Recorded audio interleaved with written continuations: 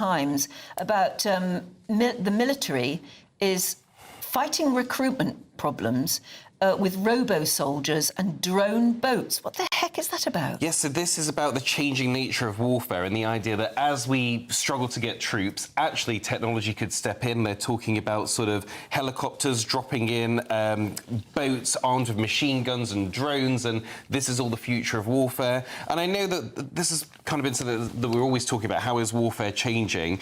And I do think with the Ukraine and Russia, you hear more and more now about drones being sent in. So there is undoubtedly going to be a role for technology. I mean, I've heard people say to me they're actually quite terrified of what an AI-powered drone could be capable of in the future. But you need someone to operate the drones. You know, you might be taking them out of the cockpit, but you still need them in a control room.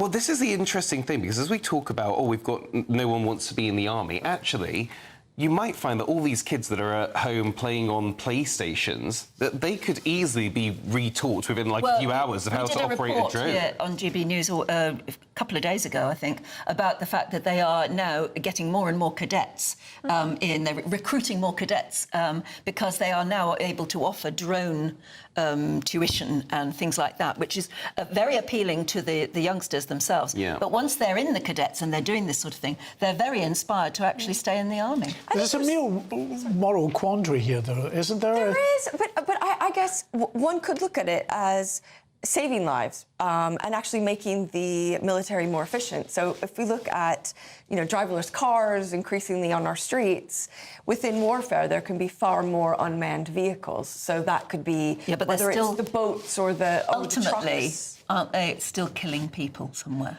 I mean, I know that's what war is about, and it's silly to pretend otherwise. But I suppose if we think about our own armed forces and trying to keep them safe, from that perspective, having the tanks, the trucks, the airplanes, whatever, being autonomous, that is potentially saving a lot of the lives of British soldiers.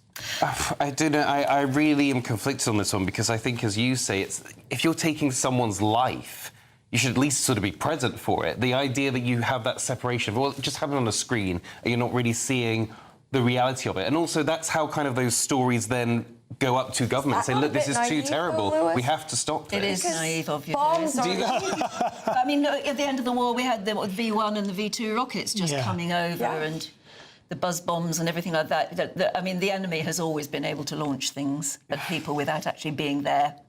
This is true, but this is on a mass scale we're talking about now. AI-powered drones. We won't even have to do anything ourselves. The drones will just use the AI and go and find the people. That I don't like. So, the idea that the AI is deciding where to deploy the drone. The bean counters love it, though, because it's so much cheaper. You don't need all of these expensive people on salaries. Well, look, talking about futuristic warfare, let's go right back to the death of King Harold, who, as we know from our history lessons, got shot in the eye. Or did he? Apparently not.